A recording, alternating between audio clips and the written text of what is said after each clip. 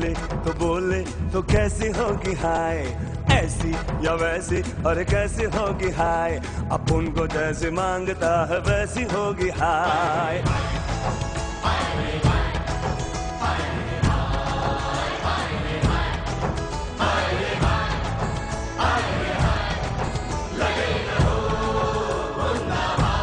क्वेटा समेत बलूचिस्तान में इंटरमीडिएट के सालाना इम्तिहानात शुरू हो चुके हैं, जिसके साथ इम्तिहानी मराकज में नकल भी भरपूर तौर पर जारी है। नकल वो तो मजबूरी है उन लोगों की सर, जब हमारे स्कूल में टीचर्स ना होंगे, हम पढ़ेंगे नहीं, तो हमें अपने ब्राइट फ्यूचर के लिए कुछ तो करना पड़ेगा। इंतजामिया के नकल रुकने के ऐलानात बस ऐलानात ही रह गए हैं। इम्तिहानी मराकज के अतराफ में पुलिस भी मौजूद है, लेकिन यूँ लगता है कि बोटी माफिया के सामने इनके एक नहीं चलती और तलबा को नकल के लिए रसद जारी है। हम लोग कुछ पढ़ता भी नहीं है, इसलिए कि हम लोग मजबूर इस पे कि हम लोग नकल करें। इम्तिहानी मराकज के करीबी फोटोस्टेट मशीन वालों का कारोबार भी चमक उठा है। यहाँ तो 100 रुपए का नोट तमा कर नकल की गठड़ी बआसानी दस्तयाब है।